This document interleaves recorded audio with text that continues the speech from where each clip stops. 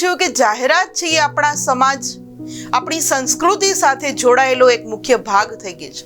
તો એ જ રીતે વિદ્યાર્થી મિત્રો, આપણો ભારત દેશ છે એ લોકશાહી દેશ છે. તો આ લોકશાહી દેશમાં જાહેરાત કઈ રીતે અસર કરે છે, ચાલો એની માહિતી મેળવીએ. તો હવે જોઈએ જાહેરાત અને લોકશાહી.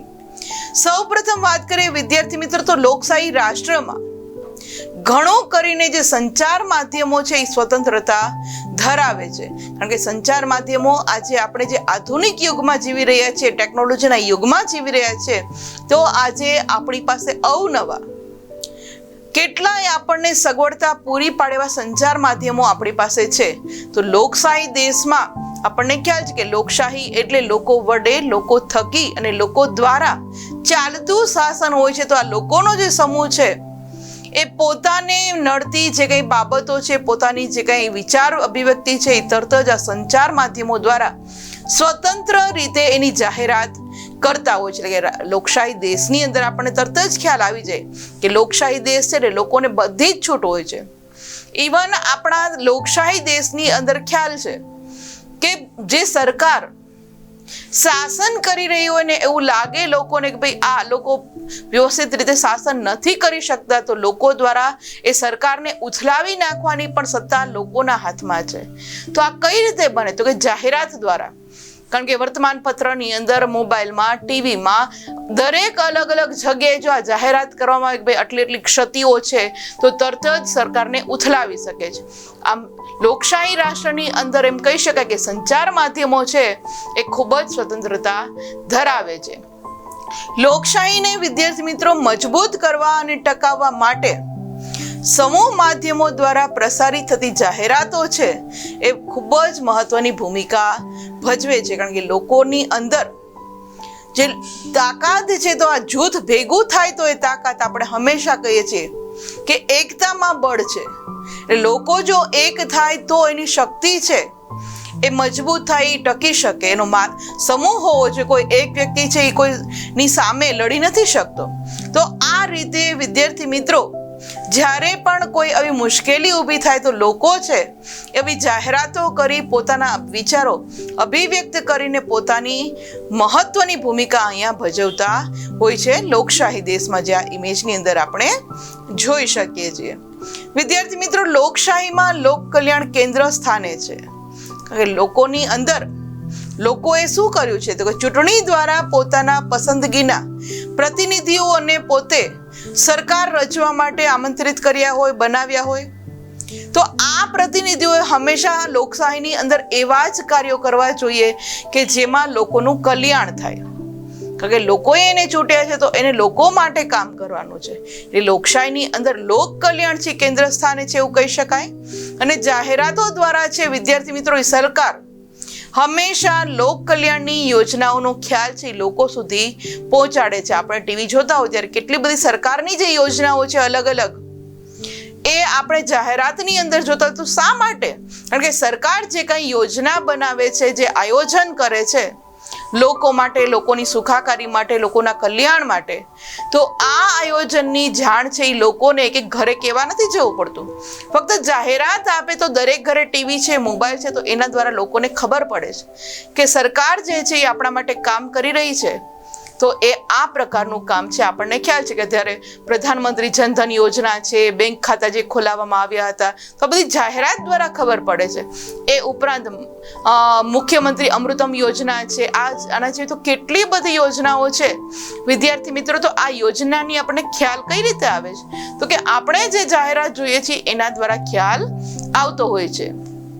વિદ્યાર્થી મિત્રો, લોક ઉપયોગી સામાજિક, આર્થિક, સાંસ્કૃતિક કે અન્ય બાબતો જાહેરાતના માધ્યમો દ્વારા સરકાર છે તેની માહિતી લોકોને આપે છે. કે જાહેરાતના જે માધ્યમો છે એના દ્વારા લોકોને ઉપયોગી બને એવા અલગ અલગ જે કાંઈ કાર્યક્રમો કરે છે, કાર્યો કરે છે સરકાર, એની માહિતી છે એ પણ જાહેરાતના માધ્યમો દ્વારા આપવામાં આવે છે. જે આ ઇમેજની અંદર આપણે જોઈ શકીએ છીએ કે ઘણીવાર આપણને પાણી બચાવોની જે જાહેરાત કરવામાં આવે છે, તો આપણે એ જાહેરાત છે એ આપણે ટીવી જોતા હોય, મૂવી જોતા હોય, તેમાં બચાવે છે કે પાણી બચાવશો તો પાણી તમને બચાવશે, નગર આવતી પેઢી છે એના માટે આ પાણી છે એ મેળવવું ખૂબ જ મુશ્કેલ બની જશે. તો આવી કેટલી આપણે જાહેરાતો જોતા હોય છે. વિદ્યાર્થી મિત્રો, શિક્ષણનો પ્રચાર છે, પ્રસાર છે, કુરિવાજો છે, અંધવિશ્વાસ છે, બાળ લગ્નની પ્રથા છે, આવી ખોટી માન્યતાઓનું ખંડન લોકશાહીમાં જાહેરાતના માધ્યમોથી કરવામાં આવે છે. કારણ કે આપણને ખ્યાલ છે કે લોકશાહી દેશ છે, તો લોકોના સમૂહને સમજાવવા માટે તો આ જાહેરાત છે એ ખૂબ જ ઉપયોગી થઈ પડશે. કારણ કે આજે લોકો છે પોતાના મનોરંજન માટે નાટક છે, મૂવી છે, ગીતો છે, સિરિયલો છે, એવું ઘણું બધું અલગ અલગ જોતા હોય છે.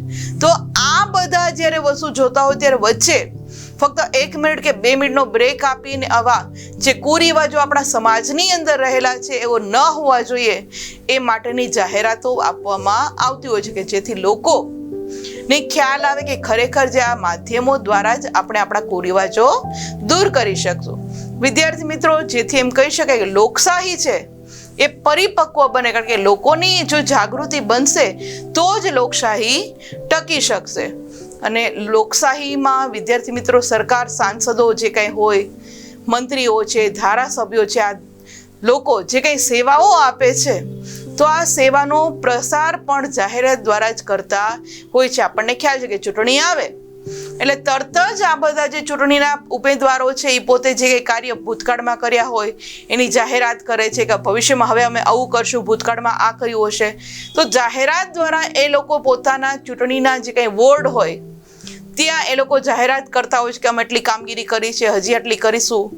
તો આ કઈ રીતે આપણને ખ્યાલ આવે? જાહેરાત દ્વારા આપણને ખ્યાલ આવતો હોય છે. જે આ ઇમેજની અંદર આપણે જોઈ શકીએ કે ઘણી બધી જાહેરાતો કરવામાં આવતી હોય છે. આ ઉપરાંત વિદ્યાર્થી મિત્રો, સરકાર દ્વારા જે આરોગ્ય વિષયક છે, જળ બચાવો છે, બેટી બચાવો છે, બેટી પઢાઓ છે, સ્વચ્છતા અભિયાન છે, આ દરેક વસ્તુ છે એ લોકશાહીની અંદર પોષક પરિબળો છે. કારણ કે લોકશાહીની અંદર આ બધું જરૂરી છે. તો આ પોષક પરિબળોને જાગૃત કરવા માટે, લાવવા માટે આપણા સમાજની અંદર કઈ રીતે થઈ શકે? તો કઈ જાહેરાતના માધ્યમ દ્વારા જ આપણે ઉજાગર કરી શકીએ કે આપણે આપણા આરોગ્યની સંભાળ રાખી. આપણને ખ્યાલ છે કે અત્યારે જે આપણે કોરોના કાળમાંથી ચાલીએ તો કેટલી બધી જાહેરાતો આવે છે કે માસ્ક પહેરો, હાથ ધુઓ. તો આ બધી જાહેરાતો શું બચાવે છે? તો કે આપણું આરોગ્ય જળવાઈ રહે, ધૂમ્રપાન ન કરો, દારૂ પીને ડ્રાઇવિંગ ન કરો. તો આવી કેટલી જાહેરાતો આપણને આપણા આરોગ્ય બચાવવા માટે કરવામાં આવતી હોય છે. તો આ જ રીતે પાણી બચાવવા માટેની કેટલી જાહેરાતો આવતી હોય છે, દીકરીને બચાવવા માટે, દીકરીને ભણાવવા માટે કે દીકરી માટે કેટલી આપણા લોકશાહી દેશની અંદર શિષ્યવૃત્તિ આપવામાં આવે છે અને આગળ ભણે એ માટે કેટલી સગવડતા પૂરી પાડવામાં આવે છે, સ્વચ્છતા માટે કેટલાય અભિયાનો ચલાવવામાં આવે છે. તો આ બધું જ આપણા લોકશાહી માટે ખૂબ જ જરૂરી છે કે લોકો જો જાગૃત બનશે તો આપણો દેશ છે વધુ ને વધુ સદ્ધર બનતો જશે. અને વિદ્યાર્થી મિત્રો, લોકશાહીના તત્વો કેવા તત્વો છે? તો કે સમાનતા, સ્વતંત્રતા, બંધુત્વ, એકતાના ખ્યાલો સમૂહ માધ્યમ દ્વારા અપાતી જાહેરાતો મારફતે દ્રઢ થાય છે. તેથી લોકશાહી છે એ વધારે સારી, સબળ બની શકે. કારણ કે લોકશાહીની અંદર જો સમાનતા હોય, સ્વતંત્રતા હોય, બંધુત્વ હોય, એકતા હોય, બાકી ભારતની અંદર આટલા બધી રાજ્યો છે તો આ દરેક રાજ્યની અંદર જુદા જુદા ધર્મ પાળતી પ્રજા વસે છે, અલગ અલગ બોલી છે, સંસ્કૃતિ અલગ છે, છતાં પણ અમે ભારતીયો છીએ. આપણે જે એકતાનો જે નારો બોલીએ છીએ તો એ શું દર્શાવે કે લોકશાહીની અંદર એકતાનો ખ્યાલ છે. આપણો જે સમૂહ માધ્યમ છે એ એક છે. આપણે બધા ભાઈ તરીકે રહીએ છીએ. ભલે હિન્દુ, મુસ્લિમ, શીખ, ઈસાઈ અલગ અલગ ધર્મ પાડીએ છીએ, પણ જ્યારે પણ ભારતને જરૂર પડે ત્યારે આપણે એક જૂથ બનીને આગળ આવતા હોય. તો આ શું બતાવે છે? તો કે સ્વતંત્રતા, બંધુત્વ બતાવે છે. આપણા દેશની અંદર દરેકને સમાનતા આપવામાં આવી છે, પછી તે ગરીબ હોય કે પછી એ ધનવાન હોય, છતાં પણ આપણે ત્યાં આ સમાનતા જે આપવામાં આવી છે. તો આ દરેક બાબત છે એ વધારે ને વધારે જાગૃત કરવા માટે જાહેરાતો મારફતે જ આપણે કરી શકીએ છીએ કે જેથી આપણી લોકશાહી છે એ વધુ સબળ બની શકે.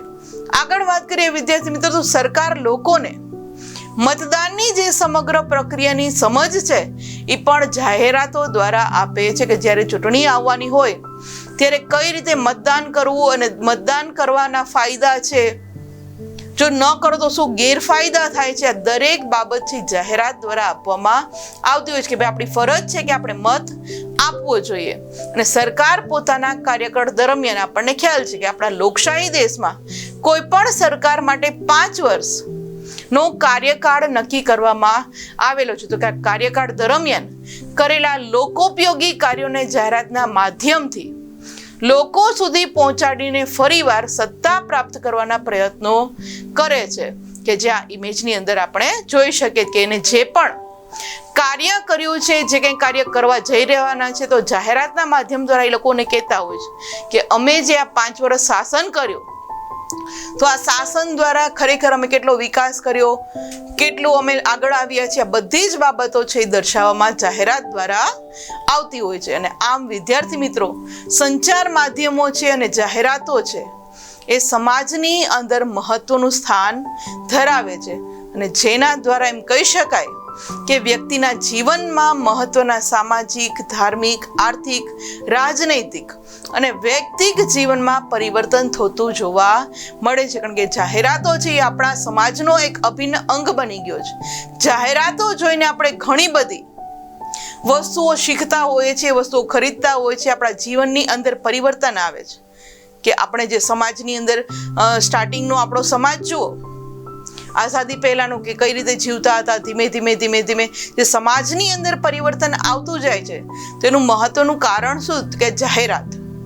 તો જાહેરાત જોઈને જીવનમાં પણ ઘણું બધી પરિવર્તન આવે છે, જે આ ઇમેજની અંદર આપણે જોઈ શકીએ છીએ કે ભારતની અંદર જે આપણો લોકશાહી દેશ છે એની અંદર જે કાંઈ પરિવર્તન આવે છે એનું મુખ્ય કારણ શું છે કે સંચાર માધ્યમો અને જાહેરાતો. તો જોયું ને વિદ્યાર્થી મિત્રો, આ બંને માધ્યમો છે, સંચાર માધ્યમો, કારણ કે આજે ટેકનોલોજીના જમાનામાં આપણે જે સ્માર્ટફોન લઈને ફરીએ તો આ સ્માર્ટફોન દ્વારા આપણે દુનિયાના કોઈ પણ છેડે તરત જ વાત કરી શકીએ છીએ, તરત જ આપણે એની ખબર મેળવી શકીએ છીએ. તો જાહેરાતો દ્વારા આપણા સમાજની અંદર જે કંઈ કુરિવાજો, જે દૂષણો છે દૂર કરવાના પ્રયત્નો થતા હોય છે. તો આવી જ જાહેરાતોથી ક્યારેક આપણે જો ખોટી અને લોભામણી હોય તો એનાથી સાવધાન પણ રહેવું જોઈએ, એ પણ આપણી એક ફરજ છે. તો આ રીતે વિદ્યાર્થી મિત્રો, આશા રાખીએ છીએ કે આ પાઠ તમને સારી રીતે સમજમાં આવ્યો હશે.